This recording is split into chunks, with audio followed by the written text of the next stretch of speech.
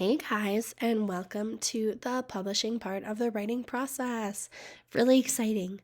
You might be wondering why there is a part 1 and part 2 to this publishing, and it will make sense, I promise you. Basically, for Mad Libs, there is a couple just small steps that you have to take above and beyond a normal writing piece to be finished and published before you complete this writing workshop task. The reason why is because whenever you read a Mad Libs, it's a story, yes, but they always take the time to take out parts of the story so that you can put your own words in. And if we don't do that, it's not an official Mad Libs. So that's why I broke up the publishing steps into 2 different parts.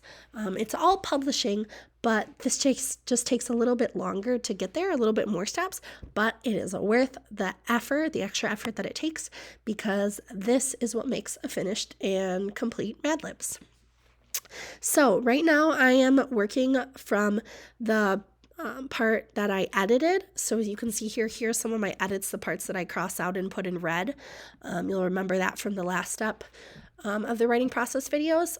And you see here, I already have some things highlighted. So I did this to give you some examples, but we'll do a couple together as well. Basically, for this first part of the publishing process, what you're going to do is you're just going to read your story out loud and look for 3 different kinds of words. You are looking for, and this is what I just highlighted here, a noun, a verb, or an adverb. So just a little refresher. Remember, you have those grammar videos as a support and resource, so you can totally use those if you're feeling more confused and you need some extra support than what I'm just providing here. But a noun is a person, place, or thing. For example, Miss Cece, me, I'm a person, so I'm a noun. A place like McDonald's, totally a noun. Another noun would be like Paris, France. That's a place, that's a noun. A thing like umbrella or bow, like a bow in hair.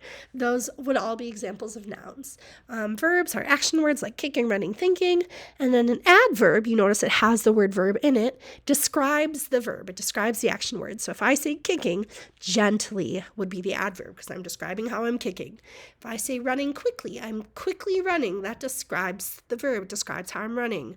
If I'm thinking intensely, that would be an adverb. Intensely is the adverb because it describes how I'm thinking.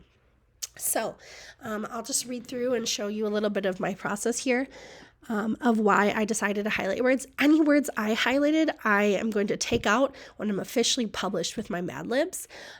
For you guys, you can decide to highlight, you can decide to circle, you can decide to underline, whatever makes sense for you so that you know which words you're going to take out once you get ready to fully publish your piece and write it or type it.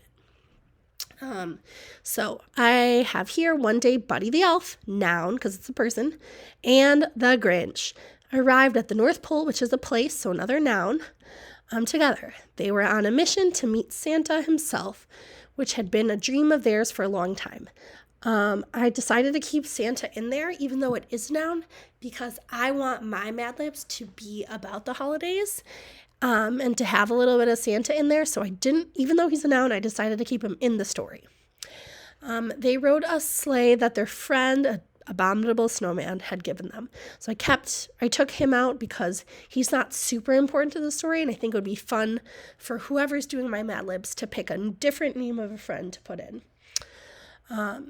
Then it says, in my middle, there was only one problem. Santa's village is a place, so I took it out, is famous for being easy to get lost in.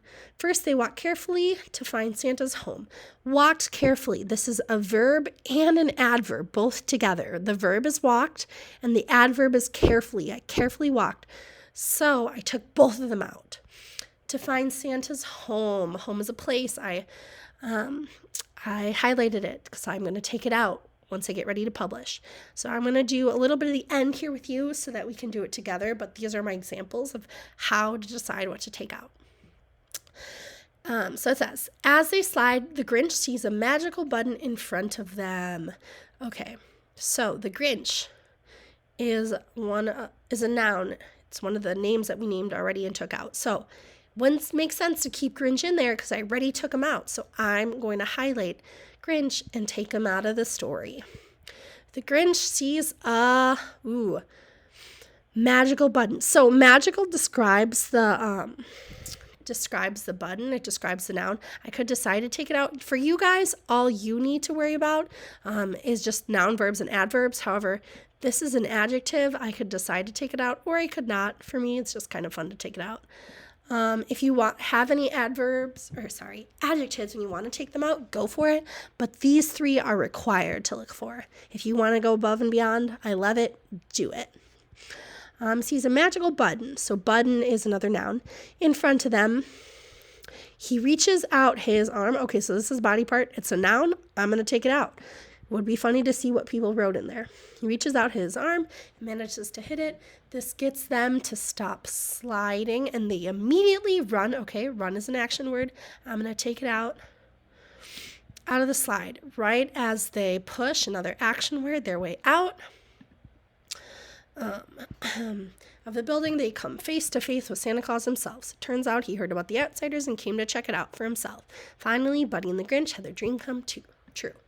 Great. So once you go through your entire story and you decide what nouns, verbs, and adverbs you want to take out, then you are done with the first step of publishing. Once you do this and you have those words circled or highlighted or underlined, then you are ready to move to the second video for the last step of publishing. See you there, guys.